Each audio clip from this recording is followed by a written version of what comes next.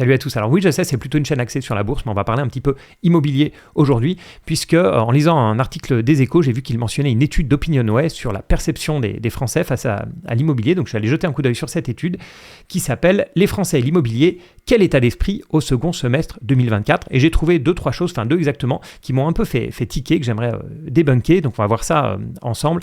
Alors cette étude, elle démarre très classiquement en demandant aux Français s'ils sont optimiste ou pessimiste, d'abord face à la situation économique de la France, ensuite sur l'immobilier et enfin sur leur propre situation. Alors c'est marrant parce que c'est très classique, évidemment la grande majorité, 73%, sont pessimistes sur la situation économique de la France. Voilà, les Français, c'est comme ça, ils font partie des plus pessimistes, rien de nouveau de ce côté-là.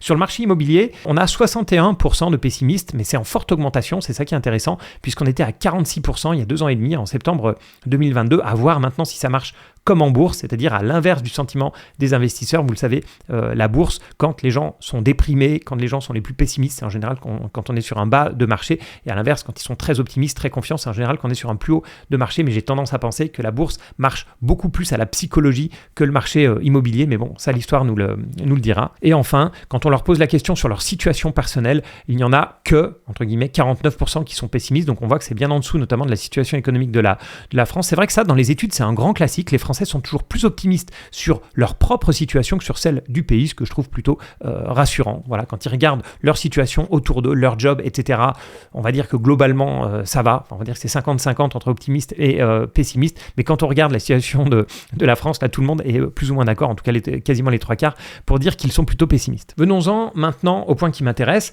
sur l'évolution perçue des prix de l'immobilier. On demande aux gens, est-ce que vous diriez que les prix de l'immobilier augmentent, baissent ou restent identiques dans chacune des zones géographiques suivantes? Donc on leur pose la question d'abord sur les grandes métropoles. Il y en a 57%, donc une grosse majorité, qui pensent que les prix augmentent.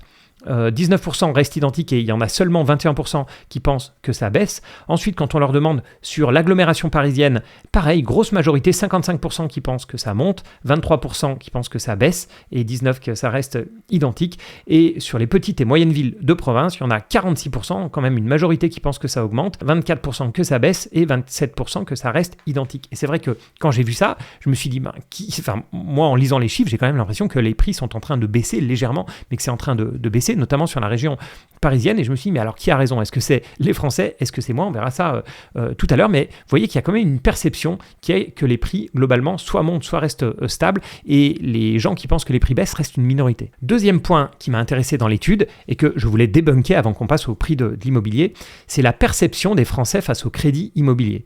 Quand on demande aux Français, donc il y a plusieurs phrases, on leur dit, est-ce que vous êtes d'accord, pas d'accord avec chacune des affirmations suivantes? Moi, il y en a une qui m'a fait tiquer, c'est qu'on demande aux gens, est-ce que les banques sont plus exigeantes pour accorder des crédits immobiliers? Et là, la grosse majorité des gens sont soit tout à fait d'accord, soit plutôt d'accord, puisqu'ils sont 87% à être d'accord avec cette phrase. Et vous le savez, le crédit sur le marché immobilier, c'est vraiment un point très important, puisque 58% des achats sont financés à crédit. Alors je vais commencer par démonter ce point-là.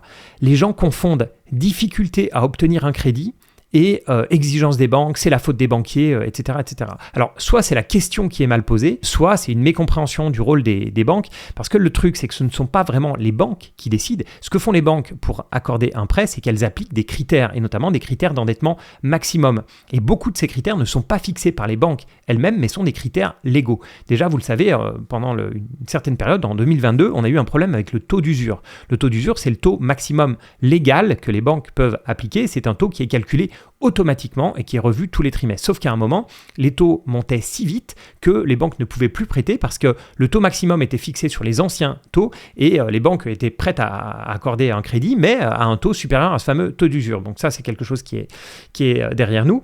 Mais viennent ensuite les fameux critères du HCSF. Le HCSF, c'est le Haut Conseil de stabilité financière et c'est le HCSF, ce n'est pas les banques qui plafonnent à 35% du revenu net le taux d'endettement. Et même chose, c'est le HCSF qui demande aux banques d'accorder des prêts de maximum 25 ans, avec 2 exceptions, une exception pour le neuf et une exception pour les biens avec travaux. Dans ces cas-là, on peut monter à 27 ans, mais c'est vraiment le HCSF qui bloque la durée. Sinon, vous savez, les banques, après tout, elles sont là pour faire des prêts, elles sont là pour accorder des crédits, c'est ce qui leur fait gagner une grosse partie de leur argent.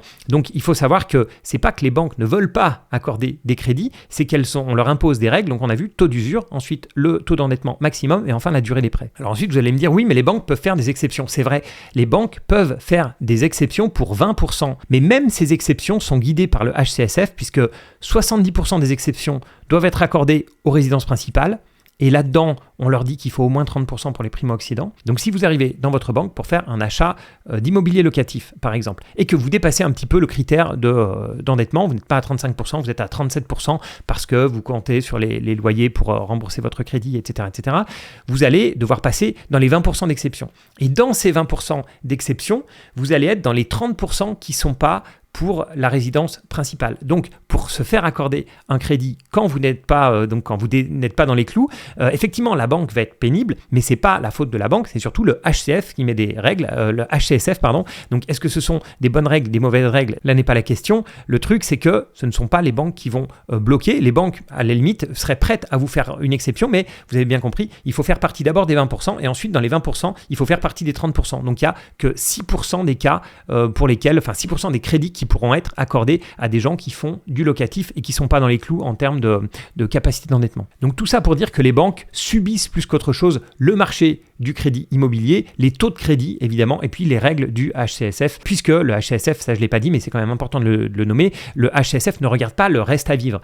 C'est-à-dire que quelqu'un qui va avoir 10 000 euros de revenus, il va avoir un taux d'endettement maximal de 35%, mais potentiellement une banque pourrait décider de passer à 40% parce qu'il va lui rester malgré tout 6 000 euros pour vivre dans le mois. Donc le reste à vivre pourrait être considéré comme suffisant par la banque, mais comme ce n'est pas un critère qui est regardé par le HCSF, vous allez passer dans les exceptions, si vous voulez. Donc ces fameux 20% d'exception. Donc oui, si la banque vous paraît prendre une décision stupide parce qu'il vous bloque alors que le reste à vivre est suffisant, c'est probablement que la banque ne peut pas vous mettre dans ces 20% d'exception. Maintenant, sur les prix de l'immobilier eux-mêmes. Donc l'étude posait la question, je vous le rappelle, d'abord sur les prix des grandes métropoles. Et vous vous souvenez, 57% des Français pensaient que les prix montent, 19% disaient que c'est stable et uniquement 21% pensaient qu'ils baissaient. Et sur les 4 premiers mois de 2024, c'est pour ça que j'ai été surpris, la plupart des grandes villes baissent. On a Paris qui baisse de 2,2%, on a Lyon qui baisse de 2,6%, on a Bordeaux de 0,6%, on a Strasbourg qui baisse de plus de 3%, Nantes de plus de 3% aussi. Alors effectivement, on a aussi quelques hausses, on a Nice en hausse de 2,6%, on a Rennes 1,5%, on a même Marseille à plus 0,5%, mais en moyenne, les 50 plus grandes villes de France sont en baisse de 0,9% sur les 4 premiers mois de l'année, et la France entière est en baisse de 0,5%. Il n'y a que les zones rurales qui s'en tirent plutôt pas mal avec une hausse de 0,5%. Alors est-ce que les Français sont aveugles face à ce que la plupart des journalistes appellent la crise immobilière actuellement, ou est-ce qu'ils ont autre chose en tête? Alors je pense pas du tout que les Français soient aveugles, je pense que les Français ont surtout en tête la hausse à plus long terme. Et c'est vrai que cette petite baisse des prix, elle reste faible comparée aux hausses précédentes. Finalement, la seule vraie baisse des prix, elle est à Paris, avec une baisse de 6,4% sur 5 ans. Mais même ça, même 6,4% sur 5 ans, si vous y réfléchissez, on est dans une chaîne plutôt dédiée à la bourse et on est les premiers à râler quand on nous montre un graphique du CAC 40 qui ne prend pas en compte les dividendes. Et on dit oui, mais si vous prenez les dividendes, vous avez une courbe qui est haussière, en tout cas plus haussière. Donc, je tiens quand même à dire, pour garder cet esprit boursier, que quand on regarde une baisse de 6,4% sur 5 ans à Paris, on prend évidemment pas en compte les loyers, que ce soit les loyers perçus si c'est du locatif, ou bien ceux que vous auriez dû payer en tant que propriétaire. Donc vous n'avez pas forcément perdu de l'argent dans du locatif à Paris avec 6,4% de baisse sur 5 ans, ou en tant que propriétaire, parce que si vous comptez loyer reçu ou loyer que vous auriez dû payer, vous seriez au-delà de ça. Et c'est quand même une distinction importante quand on veut garder en tête quel est le risque d'avoir de l'immobilier, ou est-ce qu'on peut placer ça ailleurs, etc. D'autant plus que là, je parle de Paris, mais si on regarde la France au global, Paris inclus évidemment, on est en hausse de 17% sur 5 ans, toujours sans prendre en compte les loyers. Donc pour moi, on est très très loin de ce qu'on appellerait une crise en bourse. Et je pense que les Français ne raisonnent pas, ne voient pas de crise spécialement, malgré ce que disent les journalistes, parce qu'ils raisonnent en pouvoir d'achat. Et si on prend en compte les taux moyens des crédits, qui restent élevés, à 3,8% à l'heure actuelle, et les revenus, qui eux augmentent malgré tout faiblement, même si on nous dit qu'en ce moment les revenus augmentent un peu plus vite que l'inflation, ça n'a pas toujours été le cas. Ça reste très compliqué de se loger, ça reste très dur de trouver des logements en location, notamment, c'est vraiment la galère pour les locataires.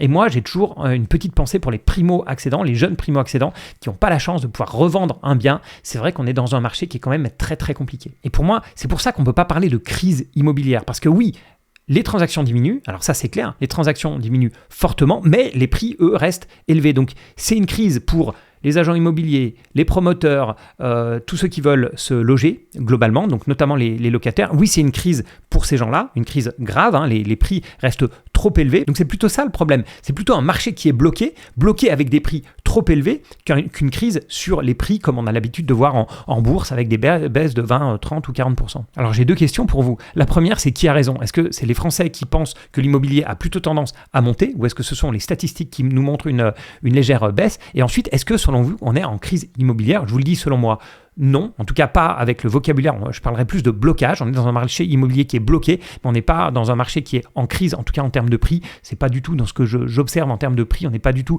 et j'ai presque envie de dire malheureusement, on n'est pas dans une crise qui permettrait à de nombreuses personnes de se loger correctement. Et malheureusement aussi, et ça c'est le problème souvent de l'immobilier, c'est quand il y a une crise, la construction du neuf s'arrête, donc on a une offre de logement qui va rester limitée, et donc ça va pas avoir l'impact sur les prix, puisque évidemment, si vous avez l'offre qui s'arrête net, avec une demande qui est toujours croissante, notamment pour des raisons démographiques, mais pas que, voilà, vous avez forcément un blocage au niveau des prix qui n'arrive pas à baisser. Voilà, mettez-moi tout ça en commentaire.